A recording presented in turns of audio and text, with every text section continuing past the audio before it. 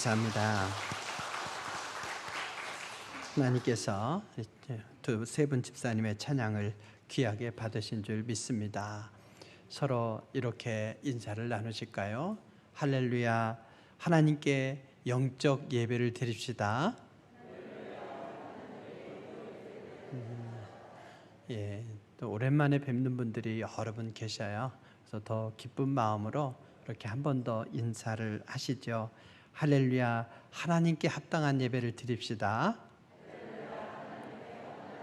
예, 오늘 이 자리에 나온 여러분들 바로 하나님 앞에 진실되고 참되고 또 합당한 예배를 드리기에 사모하는 마음으로 나오신 줄 믿습니다. 이 고백이 담겨있는 여러분의 예배가 하나님께 기쁨이 되리라 확신합니다. 로마서는 로마 교회에 보낸 편지이죠. 로마 교회는 이제 바울이 개척하지 않은 교회예요. 누군가가 복음을 듣고 가서 자생적으로 교회를 세운 겁니다. 그래서 바울은 나중에 죽을 때가 돼서야 이제 그 죄수의 몸으로 끌려가서 거기에서 로마에서 생활했죠.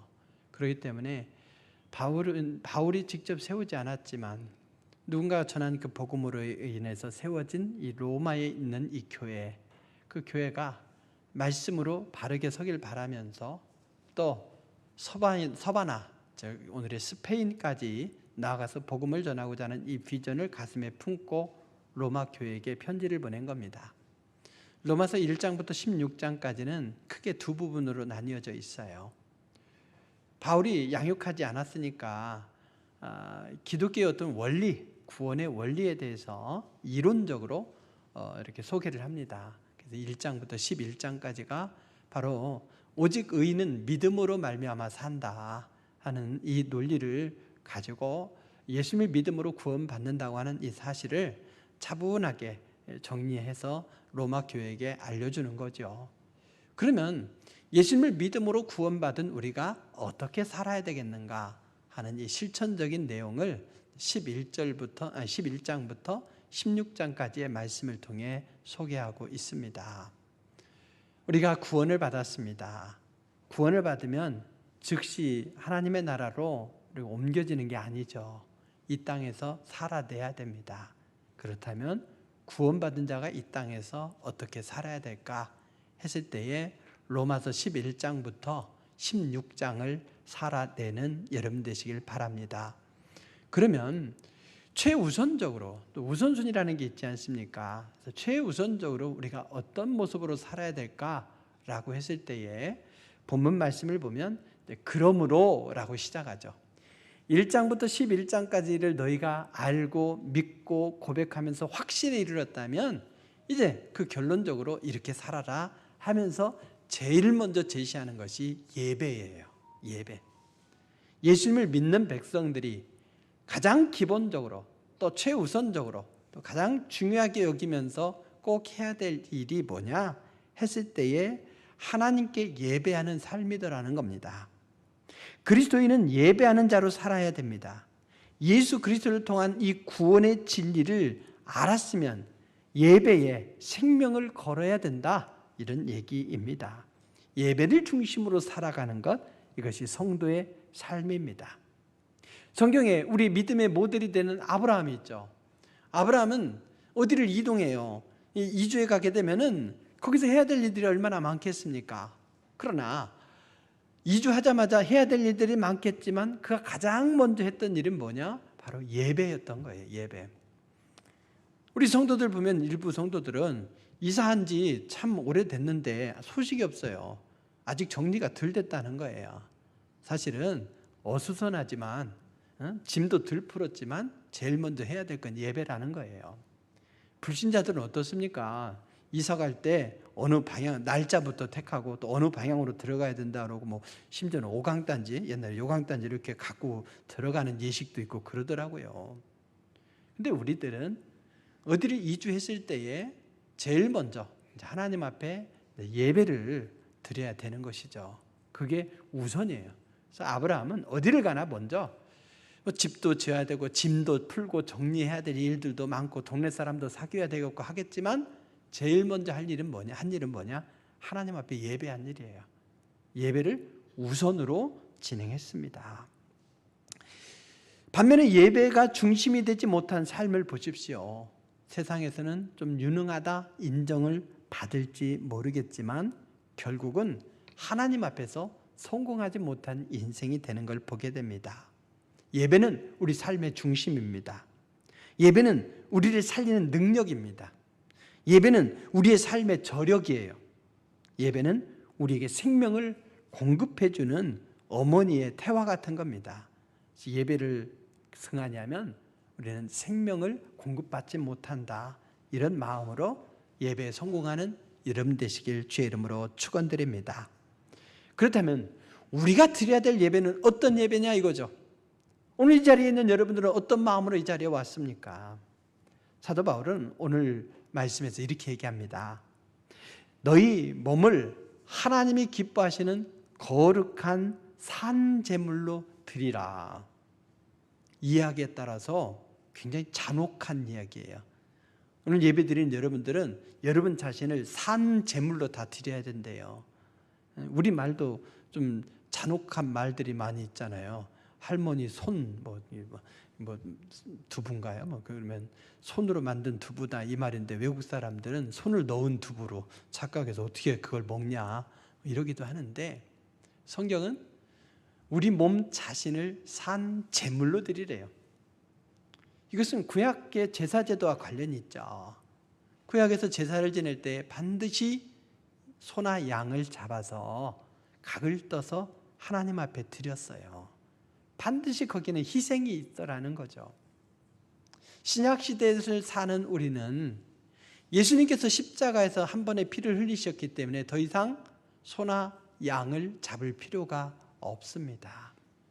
우리 자신을 인신공양으로 드릴 필요도 없습니다. 주님이 산 제물로 드리라고 하는 이유는 뭐냐, 또 그 의미는 뭐냐 했을 때 2절에서 그걸 알 수 있어요. 2절 말씀에서 뭐라고 말합니까? 이 세대를 본받지 않는 것이 산 제물로 드리는 거예요. 마음을 새롭게 함으로 변화를 받는 것, 이것이 산 제물로 드리는 겁니다. 하나님의 선하시고 기뻐하시고 온전한 뜻이 무엇인지를 분별하는 것, 이것이 산 제물로 드리는 것입니다. 결국 뭐냐? 산 제물로 우리가 하나님 앞에 예배를 드린다고 하는 것은 우리 몸으로 행하는 바른 행실, 이것을 말하는 거예요. 그 행실이 따라줘야만, 우리 삶 속에서 하나님께서 기뻐하시는 행실이 따라줘야만 하나님 앞에 드리는 산 제물이 될 수 있다, 이런 말씀이에요. 미가 선지자도 이것을 꿰뚫어서 정확하게 얘기했어요. 미가서 6장 6절에 보게 되면 내가 무엇을 가지고 여호와 앞에 나아가며 높으신 하나님께 경배할까? 즉 다른 말로 표현하면 어떻게 해야 하나님께서 기쁘게 받으시는 예배를 드릴까? 이런 의문을 던지는 거죠. 그러면서 스스로 고민합니다. 뭐라고 말하냐? 내가 번제물로 1년 된 송아지를 가지고 그 앞에 나아갈까? 여호와께서 천천의 순양이나 만만의 강물 같은 기름을 기뻐하실까?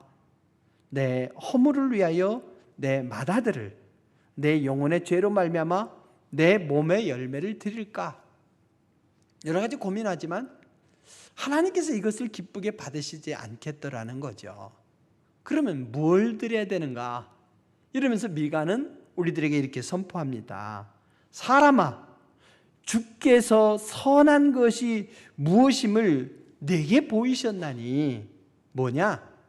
여호와께서 내게 구하시는 것은 이거래요. 뭐냐? 오직 정의를 행하며 인자를 사랑하며 겸손하게 네 하나님과 함께 행하는 것이 아니냐.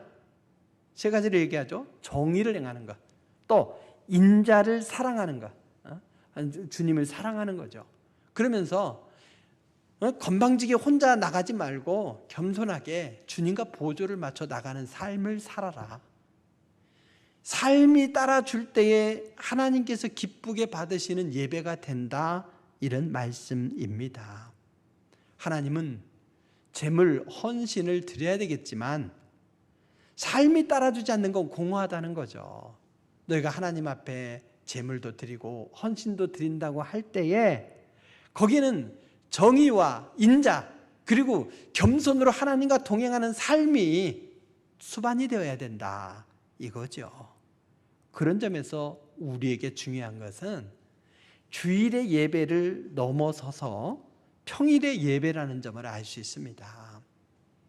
어떤 사람이 이걸 아전인수격으로 해석해서 주일날 왜 안 나오세요? 꼭 예배를 드려야 되는데요. 이랬더니 삶이 예배예요. 이러는 분이 있어요. 이것은 예배를 하나님 앞에 드리지 않아도 삶으로 잘 살아내면 된다 이 말이 아니에요. 예배가 삶의 중심이 돼요. 그래서 지난 한 주간의 우리의 삶, 그것을 우리의 예물에, 우리의 기도에, 우리의 찬양에 담아서 드리는 것이 예배입니다. 그리고 하나님의 말씀을 붙들고 앞으로 하나님께서 기뻐하시는 삶을 살겠습니다 하는 결단을 담아 드리는 것이 예배예요. 그래서 예배가 삶의 중심인 거죠. 그래서 또 예배가 삶의 시작이에요. 그래서 우리는 영어식으로 요일을 외워야 돼요. Sunday, Monday, Tuesday, Wednesday 이렇게 외워야지 월화수목 금토일 이렇게 외우시면 안 돼요. 그러니까 월요일 주일이 주말이 되는 거지만 달력은 엄연히 한 주일의 시작이 주일로 되어 있어요. 그래서 한 주간을 잘 결산하되 예배를 잘 드림으로 그 예배가 한 주간의 삶으로 이어지도록 해야 된다 하는 그런 자세로 예배를 드리시면서 월요일에 하나님과 동행하는 여러분 되시길 주의 이름으로 축원드립니다. 우리가 하나님께 예배 드릴 때에 하나님께서 기뻐하시는 것 이것을 드려야죠. 오늘 1절 말씀 끝부분에 보면 영적 예배니라 이랬어요. 영적 예배니라. 우리를 산 제물로 드리는 것이 영적 예배래요. 근데 이 영적이라는 말이 성령이 뭐예요? 영이 뭐예요? 헬라어로 푸뉴마인데 여기서 푸뉴마를 쓰지 않았어요. 그럼 뭘 썼느냐? 로기켄이라는 말을 썼어요. 로기켄 라트레이안 이렇게 해서 원어는 그렇게 돼 있어요. 이걸 영적 예배다 번역을 했는데 원어적으로 보면 이 로기켄이라는 말은 뭐냐면 로고스 있죠. 말씀이라고 하는 로고스와 어원이 같은 거예요. 그래서 이성적이고 합리적인 합당한 예배. 그래서 성경에도 보면 영적이라고 해놓고 거기에 번호가 있을 거예요. 성경에 이 절이 나오는 데 따라서 가로에 1번 혹은 2번 이렇게 돼 있고 그 번호를 따라가서 해설을 보면 거기 합당한 이렇게 쓰여 있는 걸 볼 수 있습니다. 성경도 공동번역에서도 그 말을 갖다가 바로 합당한 이렇게 번역한 거죠. 아니 진정한으로 했어요. 진정한. 새 번역은 합당한 이렇게 번역을 했어요. 그리고 영어 성경도 보면 킹제임스 버전에 reasonable service 이래서 어떤 이성적인 합당한 예배 이렇게 만들었죠. 번역을 했죠. New International Version이라고 하는 성경도 True and Proper Worship 이렇게 돼 있어요. 그래서 진정되고 진실하고도 합당한 그런 예배를 하나님 앞에 드려라. 즉 영적 예배 이러면 우리가 뭘 생각합니까? 찬양을 막 2-3시간씩 부르면서 막 무아지경에 이르는 것, 또 막 기도하면서 하나님 앞에서 막 입신에 빠져드는 것, 뭐 이런 걸 생각할 수 있잖아요. 기도 가운데 하나님께서 주시는 뭐 예언을 듣는 것, 이런 식으로 생각할 수 있는데 의외로 이 영적이라는 것, 진짜 영적인 건 뭐냐라고 했을 때 그것은 오히려 합리적이고 합당한 것이라는 거예요. 하나님 앞에 합리적이고 합당한 예배를 드려라. 사도 바울은 그렇게 권면합니다. 그러면 합당한 예배란 뭐냐? 2절에서 더 분명해지는 거죠. 하나님의 선하시고 기뻐하시고 온전하신 뜻이 무엇인지 분별하도록 하라. 그냥 무조건 하나님 앞에 와서 열정적으로 구하고 빈다고 해서 되는 것이 아니라 하나님께서 기뻐하시는 선하시고 기뻐하시고 온전한 뜻이 무엇인지 이것을 잘 분별하면서 드리는 예배, 분별해서 드리는 삶, 이것이 결부될 때에 하나님 앞에 합당한 예배가 된다, 이런 말씀입니다. 우리가 무작정 하나님께 빌고 구하고 신비만을 추구하다 보니까 이단에 현혹되기도 하고요, 엉뚱한 데 끌려가기도 합니다.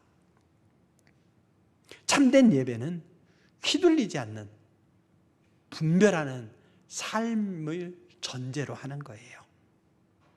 사도 바울은 3절 이하에서 일상으로 이어지는 합당한 예배의 신뢰들을 들고 있습니다. 하나님께 예배 드리되 일상생활로 이어지는 하나님께서 기쁘게 받으시는 합당한 예배를 드리시길 주의 이름으로 축원드립니다. 그렇다면 합당한 예배가 뭘까요? 크게 세 범주로 나눠볼 수 있어요. 하나는 뭐냐? 섬김이라는 거죠. 섬김, 서비스예요. Reasonable service라 해서 합당한 섬김이 곧 예배인 것이죠. 그래서 3절에서 5절에 나오는 이 말씀을 통해서 우리들에게 섬김의 자세를 얘기해 줍니다. 뭐라고 말합니까? 마땅히 생각할 그 이상의 생각을 품지 말고 오직 하나님께서 각 사람에게 나누어 주신 믿음의 분량대로 지혜롭게 생각하라. 그 이상을 넘어서는 건 교만인 거죠. 그래서 저마다 하나님께서 주신 믿음의 분량이라는 것이 있어요. 남과 비교하면서 우월감에 빠질 필요도 없고, 나는 왜 저분 같지 않을까 이러면서 자괴감에 빠질 필요 없고, 그저 하나님 앞에 진솔하게 서는 것, 이것이 겸손이에요. 없는데 있는 것처럼 하는 것도 교만이고, 있음에도 불구하고 또 비교하면서 또 우울에 빠지는 것도 교만이에요. 그래서 하나님께서 내게 주신 믿음의 분량, 그것을 존중하면서 그걸 가지고 우리가 생각하고 헌신하라 이거죠. 이것이 그 다음 절로 이어집니다. 뭐냐? 그렇게 했을 때 합력하여서 선을 이룰 수 있다는 것이죠. 서로 협력하며 살 수 있다는 거예요. 우리가 한 몸에 많은 지체를 가졌으나 모든 지체가 같은 기능을 가진 것이 아니니 이와 같이 우리 많은 사람이 그리스도 안에서 한 몸이 되어 서로 지체가 되었느니라. 교회 안에 여러 직분이 있어요. 그 직분이 서로 겸손하면 서로를 존중하고 높일 수가 있는 것이죠. 거기에서 섬김이 나오는 거예요. 섬김의 자세가. 그래서 겸손과 협력, 이것이 빠지면 섬김이 될 수가 없죠. 여러분, 유명한 일화가 있죠. 평양에 산정현 교회라고 있는데 그 교회에 유명한 장로님이 계셨어요. 바로 조만식이라고 하는 장로님이십니다. 이분이 마산까지 내려오셨어요. 그래서 문창교회의 주기철 목사님을 담임 목사님으로 이렇게 모셔가려고 하는 거예요. 두 분은 특별한 관계가 있으셨어요. 뭐냐면 오산학교라고 있어요. 오산학교, 민족학교로 불리는 오산학교. 그리고 고 나동성 장로님도 70년부터 84년까지 제21대 장로님으로 이렇게 심호하셨죠. 조만식 장로님이 그 학교의 5대 장로님이셨어요. 그리고 그때의 주기철 목사님이 그 제자였던 거죠. 눈여겨보셨나 봐요. 목회하는 것까지 보셨겠죠. 그래서 산정현교회 담임 목사님으로 모셔가고자 친히 마산까지 내려오신 거예요. 근데 그 목사님 앞에 무릎을 꿇으신 거죠. 아니 장로님 편하게 앉으십시오 하는데 장로님은 이렇게 대답했습니다. 당치도 않은 말씀입니다. 전에는 목사님이 학생이셨고 제가 교장이었습니다. 그러나 지금은 목사님께서는 하나님의 귀한 종이 되셨고 저는 종을 받들어 섬기는 장로에 불과할 뿐입니다. 그러니 편좌하라 말씀하지 마십시오. 끝까지 무릎 꿇고 앉은 거예요. 장로님의 이 믿음에서 나오는 겸손이었던 거죠. 주기철 목사님은 감동이 되어서 그날부로 산정현교회 담임 목사로 부임하게 되셨습니다. 어느 주일이었습니다. 장로님께서 예배를 드리기에 집을 나서는데 갑자기 손님이 찾아온 거예요. 그래서 잠시 이야기를 나누다 보니까 예배 시간이 늦게 되었어요. 서둘러서 가니까 이미 목사님께서 설교하고 계신 거였죠. 조용히 자리에 앉으려고 할 때에 장로님, 오늘은 의자에 앉지 마시고 서서 예배 드리십시오. 그랬더니 그 장로님도 순종으로 서서 예배 드렸답니다. 말씀을 마친 후에 장로님 앞으로 나오셔서 기도하십시오 이렇게 부탁을 했습니다. 장로님께서 앞으로 나왔습니다. 울먹이면서 이렇게 기도했대요. 하나님, 이 죄인의 잘못을 용서해 주시기 바랍니다. 이 죄인이 애국 운동을 한답시고 사람을 만나다가 하나님을 만나는 이 예배 시간에 늦고 말았습니다. 목사님께서 얼마나 마음이 아프시면 설교하던 도중에 이토록 책망하셨겠습니까? 하나님의 종의 마음을 아프게 한 죄를 용서해 주시고 은혜로운 설교를 듣고 있는 우리 성도들에게 방해가 된 것도 용서해 주시기 바랍니다. 울먹이는 장로님의 기도를 듣고 모두가 울었습니다. 목사님도 울고 성도도 울고, 과연 그 스승의 그 제자요, 그 장로의 그 목사다, 이랬다고 하는 거죠. 오늘날 이 일이 과연 가능하겠습니까? 겸손이 있어야 서로 합력할 수가 있고요, 서로 합력할 때에 이런 선한 열매들이 나타나는 겁니다. 예배에 승리했다라고 할 때, 참되게 예배드렸다라고 할 때 그 뭘로 우리는 증명하겠습니까? 바로 이런 삶의 태도로 증명하는 것이죠. 사랑하는 성도 여러분, 하나님께서 기쁘게 받으신 합당한 예배는 뭐냐? 3절에서 5절의 말씀에 나오는 대로 우리가 겸손의 자세로 서로를 존중하면서 섬기는 삶으로 이어지는 것임을 믿으시기 바랍니다.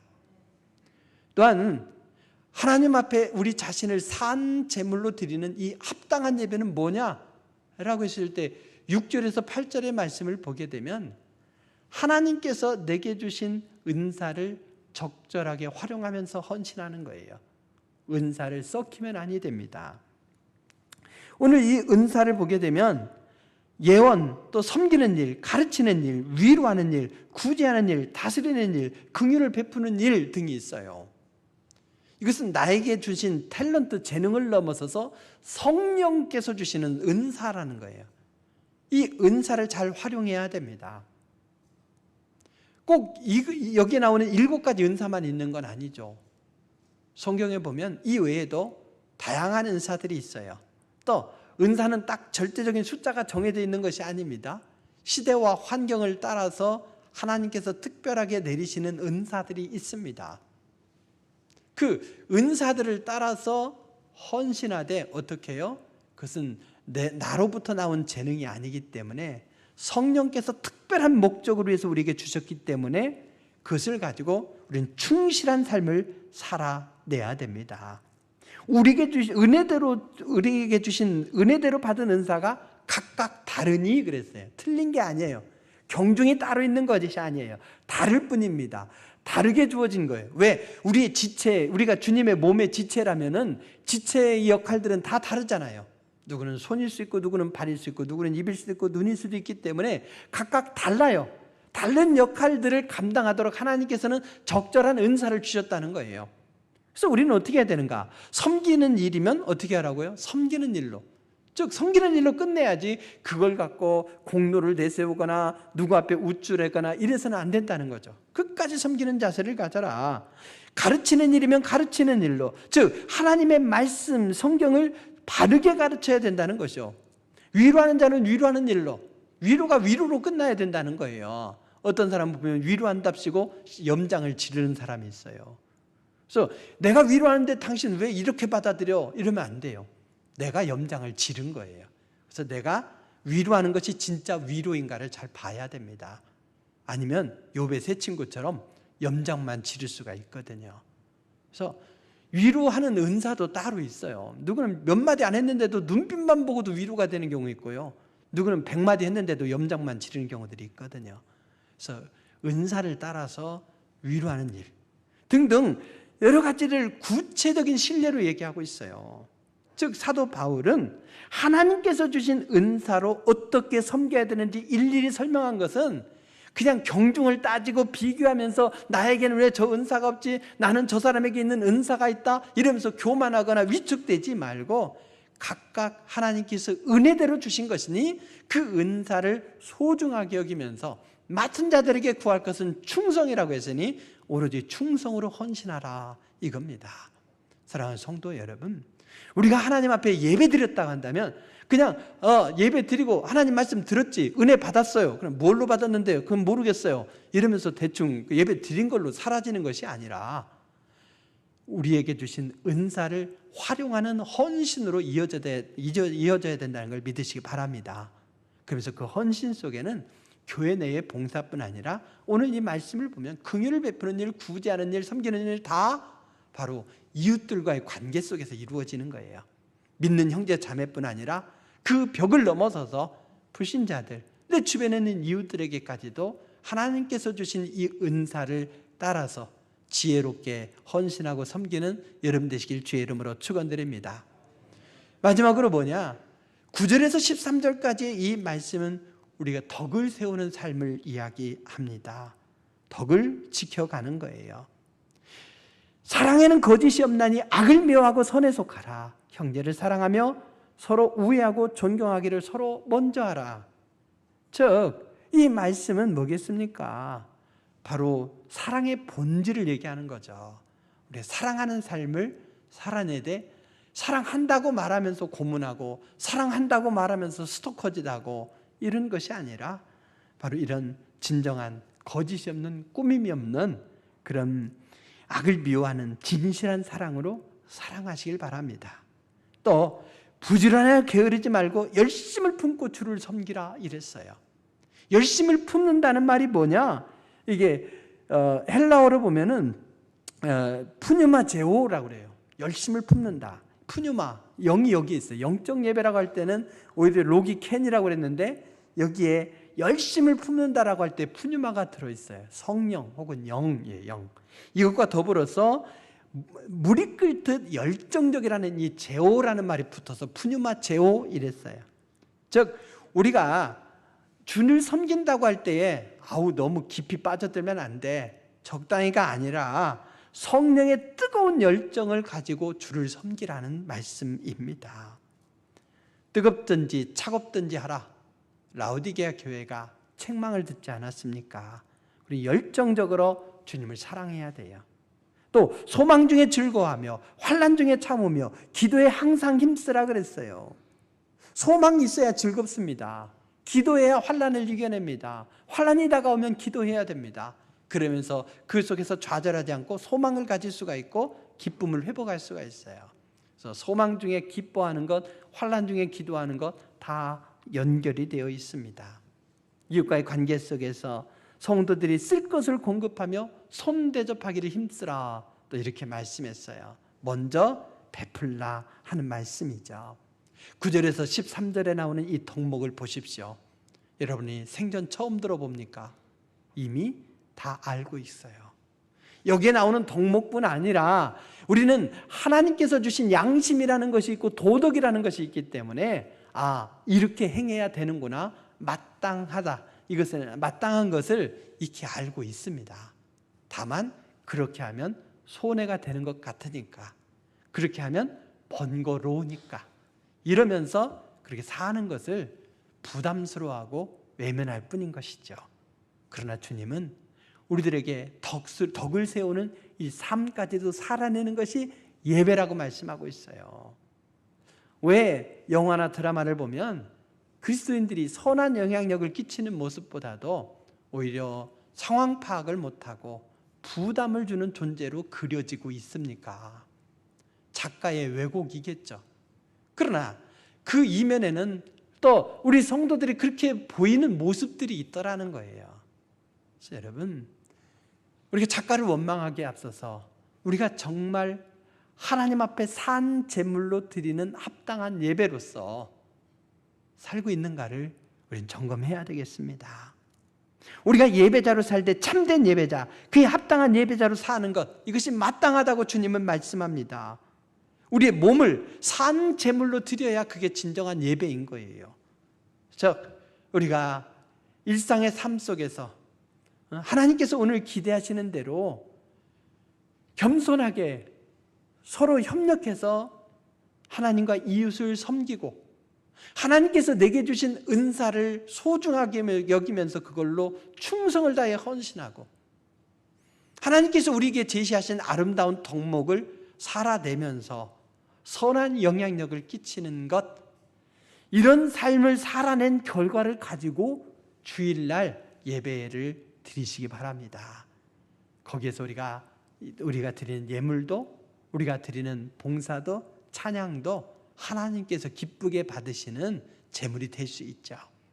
그리고 하나님께서 주신 말씀을 가슴에 새기면서 또다시 한 주간의 삶을 하나님과 동행하면서 예배드리는 삶으로 살아가시기 바랍니다. 오늘의 예배가 아름다운 한 주간의 삶의 결산이자 새로운 삶의 출발점이 되어야 됩니다. 그때 하나님께서 기쁘게 받으실 합당한 예배자의 삶이 될 수 있죠. 믿음은 동사입니다. 믿음은 실천을 통해 나타나야 합니다. 로마서 14장 18절에 이 말씀이 있죠. 이로써 그리스도를 섬기는 자는 하나님을 기쁘시게 하며 사람에게도 칭찬을 받느니라. 하나님께는 인정을 받고 사람에게는 비난을 당하면 안 되죠. 하나님을 외면하면서 사람에게 칭찬받는 것도 이상한 거죠. 세상과 적당히 타협하는 거 아니겠습니까? 진실로 하나님을 사랑하고 하나님을 사랑하는 그 예배가 삶으로 이어질 때에 사람에게도 칭찬을 받을 수 있다는 이 원리를 얘기해 주고 있습니다. 하나님을 섬기는 자는 칭찬을 받습니다. 살아있는 예배로 하나님 앞에 인정받고 축복받는 삶을 사시기를 주의 이름으로 축원드립니다. 기도하시겠습니다. 귀하신 아버지 하나님, 오늘 주님께서 우리를 사랑하시되 끝까지 사랑하시고 말씀에 승리 안에 거하게 하시니 참 감사드리옵나이다. 우리들에게 예배하는 존재가 되게 하시고 하나님께 예배하되 우리 자신을 산 제물로 드리면서 겸손히 서로를 존중하며 합력하여 섬기는 자세로 예배하고, 우리가 하나님께서 주시는 은사를 따라서 예배하고 아름다운 덕목을 세우며 예배하게 하셨사오니 우리 새롭게 주어진 한 주간의 삶이 주님과 동행하는 산 제물로 우리 자신을 드리는 합당한 예배가 되게 하시고, 그래서 다음 주일에 드리는 예배가 하나님께서 기쁘게 받으시는 은혜와 감격의 예배가 될 수 있도록 도와 주시옵소서. 어디 가나 늘 동행하시며 참된 지혜로 함께 하시고 인도하실 줄로 믿사오며 예수님의 이름으로 기도합니다.